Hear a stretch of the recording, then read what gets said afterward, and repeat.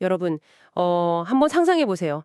아주 거대하고 웅장한 그 중세의 대성당 안에 서 계신 겁니다. 오, 분위기가 엄청 압도적이겠는데요? 그렇죠. 높은 천장을 따고 성가대의 찬양 소리가 막 울려 퍼지고요.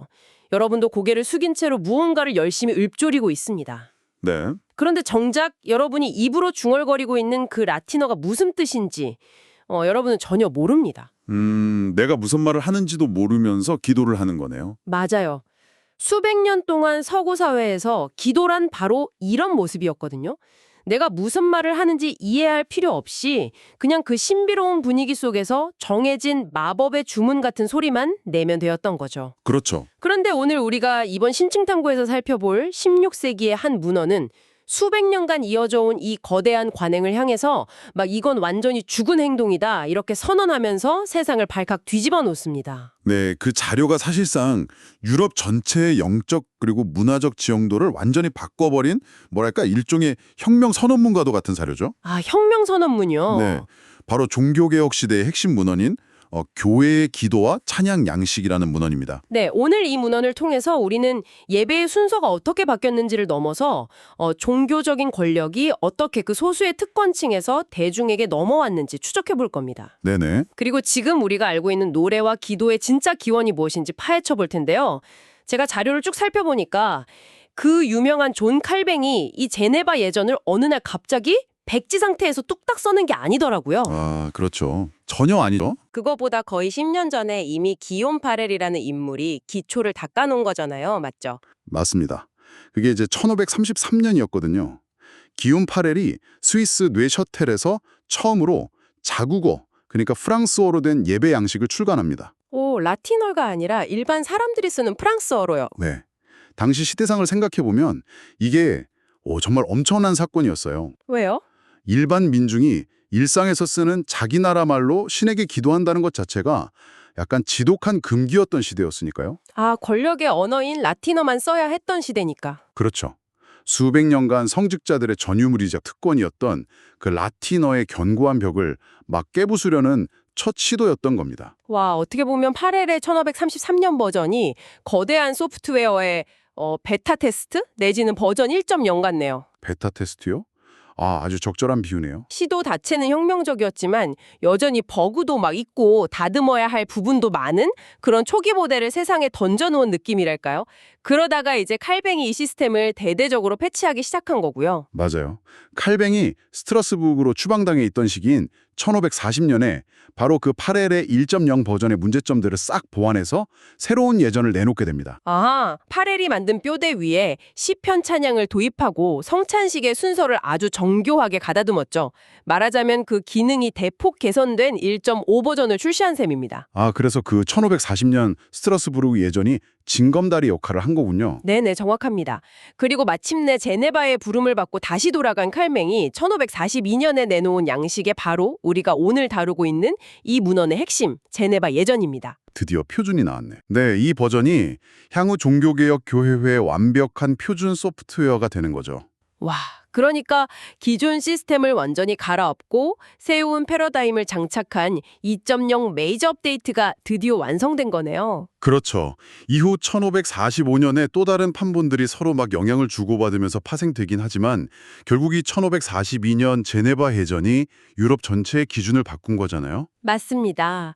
라틴어에 갇혀있던 종교적 권리를 대중의 언어인 프랑스어로 확 끌어내린 이 거대한 전환점이 당시 사람들의 일상을 얼마나 크게 흔들어 놓았을지 짐작이 갑니다. 네, 엄청난 충격이었겠죠. 그런데 여기서 약간 근본적인 의문이 좀 생기거든요. 칼뱅과 파렐은 도대체 중세의 라틴어 기도 방식이 얼마나 싫었길래 목숨을 걸고 기존 시스템을 이렇게까지 철저하게 뜯어고친 건가요? 그 부분은 이 문헌에 수록된 칼뱅의 서문을 읽어보면 아주 명확하게 드러나는데요. 비판의 수위가 이건 비판이라기보다 거의 분노에 가깝습니다. 분노요? 네, 그는 수백 년 동안 일반 민중들이 뜻도 모르는 라틴어를 막 앵무새처럼 따라하게 만든 당시 로마 카톨릭 교회의 관행을 가리켜서 직설적으로 조롱이라고 부릅니다. 기도를 조롱이라고 불렀다고요? 와, 되게 센 표현이네요. 엄청 세죠. 자신이 지금 무슨 말을 하고 있는지도 모른 채로 그 소리만 흉내내는 건 신을 향한 기도가 아니라 영혼과 지성이 전혀 담기지 않은 죽은 행동이라는 겁니다. 죽은 행동이다. 네, 허공에 대고 웅얼거리는 무의미한 소림이자 신에 대한 기만으로 본 거죠. 잠깐만요. 저는 이 부분에서 약간 현대인의 관점으로 딴지를 좀 걸고 싶어지는데요. 네, 얼마든지요. 솔직히 말해서 우리가 요즘에도 그 장엄하고 어두운 고딕 성당 같은 데 들어가서 알아듣지도 못하는 고대 라틴어, 그레고리안 성가 같은 거 들으면 뜻을 하나도 몰라도 뭔가 가슴이 웅장해지고 엄청 거룩해지는 느낌을 받잖아요. 그렇죠. 그 특유의 분위기가 있죠. 네, 이성의 영역을 넘어서는 그 신비주의적인 묘미랄까요? 굳이 모든 단어의 뜻을 이성적으로 다 이해해야만 좋은 기도가 되는 걸까요? 약간 분위기만으로도 충분하지 않나 싶은데요. 아, 지금 말씀하신 그 포인트가 되게 중요해요. 많은 분들이 그 알 수 없는 언어가 주는 압도적인 분위기나 신비감의 매력을 느끼거든요. 네네, 맞아요. 하지만 문헌에 나타난 종교개혁가들의 논리는 정말 단호했습니다. 그들은 그런 이성이 배제된 신비주의적 감정이야말로 가장 경계해야 할 엄청 위험한 상태라고 봤어요. 위험하다고요? 네, 뜻을 모른 채 그저 분위기와 소리에만 취해서 무언가를 비는 행위는 본질적으로 이교도들이 주술을 외우는 맹목적인 마법 주문과 전혀 다를 게 없다고 꼬집은 겁니다. 와, 마법 주문이라. 하긴 분위기에 취해 있을 뿐이지 정작 내 이성과 영혼의 진실한 고백은 아니라는 거군요. 이거 진짜 뼈아픈 지적이네요. 그렇죠.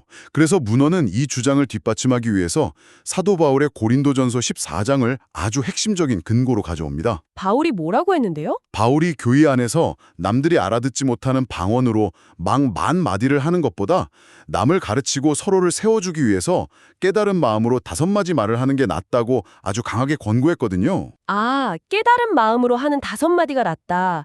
단순히 지식의 문제가 아니라 타인과의 관계. 그러니까 공동체의 덕을 세부내는 걸 중요하게 본 거군요. 네, 정확합니다. 초기 교회의 기도는 철저하게 지성이 동반된 행위였습니다. 회중 전체가 그 기도의 의미를 정확히 이해하고 동의함으로써 공동체의 덕을 세우는 게 목적이었던 거죠. 네네. 결국 칼뱅이 새롭게 제시한 양식은 유행을 타는 무슨 새로운 발명품이 아니라 이 문헌에 명시된 표현 그대로 고대 교회의 관습, 즉 사도 시대의 가장 건강했던 원형으로 돌아가려는 아주 치열한 회복 운동이었습니다. 아, 의미를 명확히 아는 것, 그리고 내 이성과 지성이 온전히 동의하는 기도를 하는 게 핵심이라는 건, 이제 충분히 이해가 갑니다. 그런데 여기서 약간 모순적인 상황이 하나 발생하지 않나요? 어떤 모순이요? 기도의 의미와 지성이 그렇게 중요하다면 왜 굳이 음악이라는 그토록 감정적인 도구를 예배에 끌어들인 걸까요? 그냥 회중이 다 같이 또렷한 목소리로 글을 또박또박 읽는 게 지성적인 측면에서는 훨씬 더 안전하고 논리적이지 않나요? 자칫하면 또 그 웅장한 멜로디의 분위기에만 막 취해버릴 위험이 있잖아요. 와, 그 딜레마를 짚어내신 부분이 바로 오늘 다루는 이 자료를 관통하는 가장 흥미로운 하이라이트입니다. 오, 진짜요? 네, 이 문헌에 포함된 칼뱅의 독자에게 보내는 서문을 깊이 들여다보면 그 역시 음악의 파괴력이고 감정적인 힘을 누구보다 잘 알았고 심지어 두려워하기까지 했어요. 두려워했다고요? 네, 그래서 그는 음악을 분석할 때 이걸 그냥 뭉뚱그려 보지 않고요. 2가지 요소로 아주 철저하게 해체합니다. 어떻게 해체했는데요? 하나는 텍스트, 즉 의미를 담은 가사고요. 다른 하나는 멜로디, 즉 노래 그 자체입니다. 가사와 멜로디의 철저한 분리라, 이성 중심의 종교개혁가다운 아주 분석적인 접근이네요. 네, 그러면서 문헌에 아주 구체적이고 약간 섬뜩한 비유를 하나 남깁니다. 멜로디는 깔때기와 같다고 명시하죠. 깔때기요? 그 입구가 좁은 병에 물이나 기름 같은 거 흘리지 않고 담을 때 쓰는, 그 도구 말씀이시죠? 맞습니다. 우리가 좁은 병에 와인을 부를 때 깔때기를 쓰면 단 한 방울도 바깥으로 안 흘리고 병 깊숙한 곳까지 저항 없이 쏟아부을 수 있잖아요. 그렇죠. 쑥 들어가죠. 문헌은 멜로디가 인간의 영혼에 대해서 정확히 그런 역할을 한다고 분석합니다. 멜로디는 가사가 담고 있는 사상과 감정을 인간의 마음 가장 깊은 곳, 영혼의 밑바닥까지 확 찔러 넣는 엄청나게 강력한 도구라는 거죠. 와, 그런데 문제는 이겁니다. 그 깔때기를 통해 붓는 액체가 사람의 영혼을 살리는 최고급 와인일 수도 있지만 사람을 타락시키고 미치게 하는 치명적인 독약일 수도 있다는 거예요. 와, 잠깐만요. 이 깔때기 비유를 듣다 보니까 지금 제 머릿속에 완전히 이질적인 이미지가 하나 확 떠오르는데요. 오, 어떤 이미지요? 멜로디는 깔때기라기보다 오히려 트로이의 목마에 가까운 거 아니에요? 트로이의 목마요. 와, 그 비유 흥미로운데요? 그러니까 평소에는 인간의 이성이나 지성이 단단한 성벽처럼 방어를 딱 하고 있잖아요. 말도 안 되는 사상이나 나쁜 가사가 들어오면 논리적으로 튕겨내렸고요. 네네, 방어벽을 치고 있죠. 그런데 너무나도 아름답고 감동적인 멜로디라는 그 거대한 목마가 다가오면 인간은 자기도 모르게 무장해제하고 덜컥 영혼의 성문을 열어주는 거죠. 아, 맞아요. 그렇게 멜로디가 이성의 방어벽을 허물고 내부로 들어오면 그제야 그 목마 안에 숨어있던 가사라는 병사들이 막 쏟아져 나와서 무방비 상태의 영혼을 완전히 점령해버리는 거네요. 와, 16세기의 신학적 고뇌를 현대의 심리학으로 아주 예리하게 번역해 주셨네요. 진짜 딱 그 느낌인데요. 문헌의 저자 역시 정확히 그 심리적 취약성을 경고했습니다. 그는 이 위험성을 입증하기 위해서 고대 그리스의 철학자 플라톤까지 인용하거든요.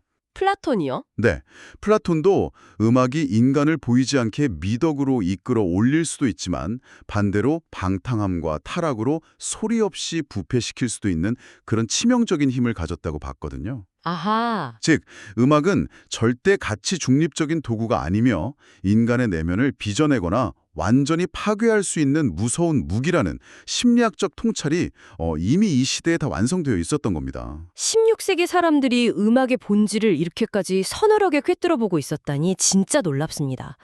그렇다면 논리적으로 필연적인 다음 질문이 이어질 수밖에 없네요. 네, 음악이 영혼의 성벽을 뚫고 들어오는 그토록 강력하고 무서운 트로이의 목마라면 도대체 그 안에 어떤 병사들, 즉 어떤 가사를 태워야 우리가 안심하고 영혼의 성문을 열어줄 수 있는 걸까요? 아무 창작 가사나 막 부어넣을 수는 없었을 텐데요. 바로 그 지점에서 종교개혁가들은 절대 타협할 수 없는 유일한 기준을 딱 세웁니다.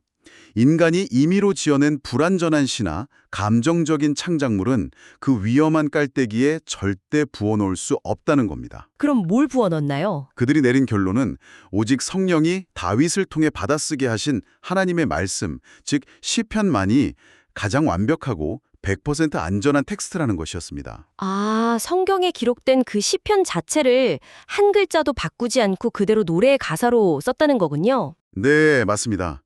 이 문헌은 시편을 찬양으로 부르는 행위에 엄청난 신학적 의미를 부여요. 우리가 시편을 부를 때 그것은 단순히 인간이 땅에서 하늘로 올려보내는 노래의 수준을 넘어섭니다. 그럼요. 하나님께서 자신의 입술로 직접 하신 말씀을 다시 우리의 입술에 얹어주셔서 부르게 하시는 거라는 거죠. 하나님의 입에서 나온 말씀을 멜로디라는 깔때기를 통해서 다시 우리 영혼 깊숙이 부어넣는 완벽한 순환. 이보다 더 거룩하고 순도 높은 와인이 어디 있겠습니까? 내가 지어낸 기도가 아니라 하나님이 직접 주신 말씀을 내 입으로 부른다. 그렇게 생각하면 확실히 내 영혼에 막 독약이 퍼질 일은 없겠네요. 그렇죠. 완벽하게 안전하죠. 그런데 제가 자료를 더 깊이 파고들다 보니까 단순히 무엇을 부를 것인가 하는 가사의 문제에서 끝나는 게 아니더라고요.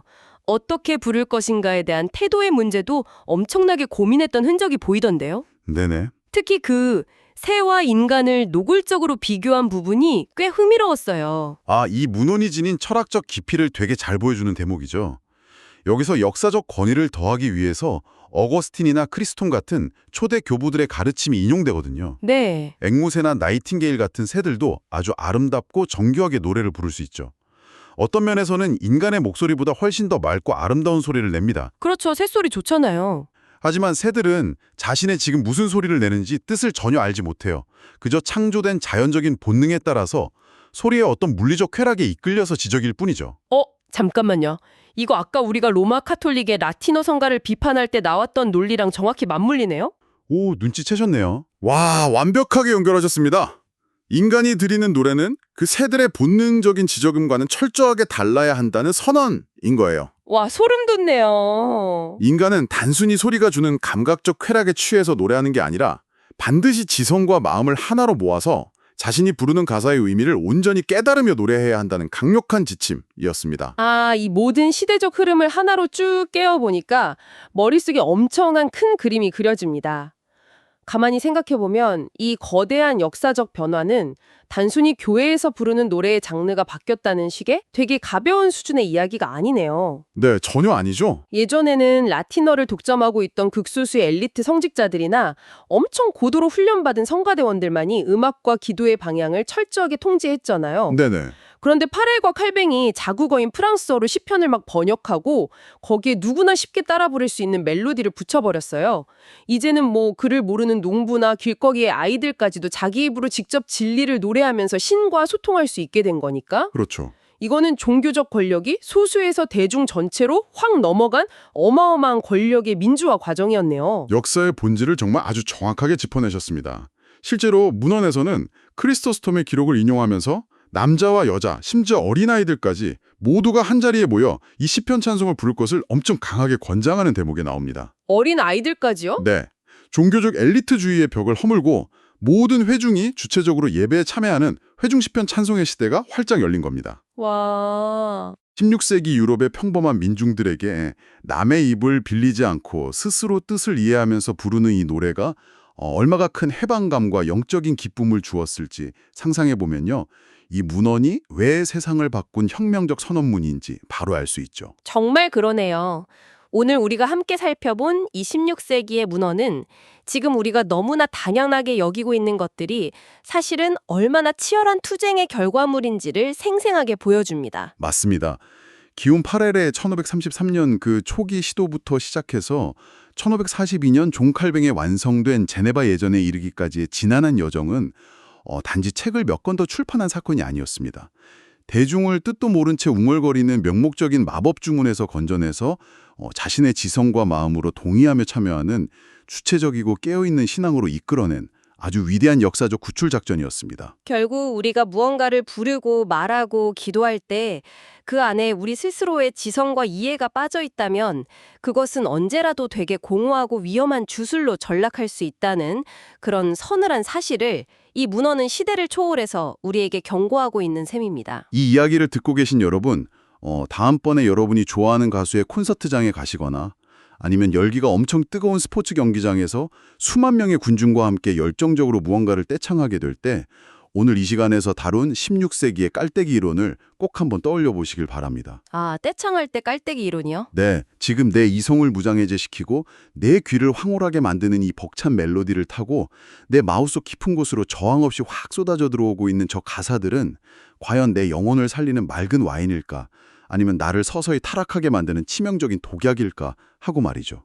멜로디가 이성을 마비시킨다는 사실을 안다면 진짜 일상에서 한 번쯤 스스로에게 던져봐야 할 아주 현실적이고 중요한 질문이네요. 그래서 오늘 우리가 나눈 이 깊이 있는 자료들의 의미를 싹 갈무리하면서 여러분 스스로 며칠 동안 좀 탐구해 보실 수 있도록 약간은 도발적인 질문을 하나 남겨두려고 합니다. 네, 어떤 질문이죠? 16세기의 인물들은 그저 어쿠스틱 악기 몇 개랑 사람의 목소리로만 연주되는 단순한 멜로디조차도 영혼의 성벽을 허물어뜨리는 아주 무서운 침투 시스템으로 보았습니다. 그렇다면 오늘날 고도로 발달된 인공지능 알고리즘이 15초, 30초 단위로 끊임없이 우리의 귀와 뇌에 직접 막 꽂아 넣는 수많은 화려한 배경음악들, 그리고 뜻도 모른 채 그저 유행이라는 이유만으로 무의식 중에 따라 부르는 숏폼의 트렌드 사운드들을 16세기의 존 칼뱅이 다시 살아서 본다면 말이죠. 와, 생각만 해도 아찔한데요? 그는 지금 우리의 영혼이 어떤 상태에 놓여 있다고 진단할까요? 이 묵직하고 서늘한 질문을 여러분의 생각의 몫으로 남겨두겠습니다. 저희는 다음 시간에도 세상을 전혀 다른 관점으로 보게 해줄 흥미로운 자료와 함께 다시 돌아오겠습니다.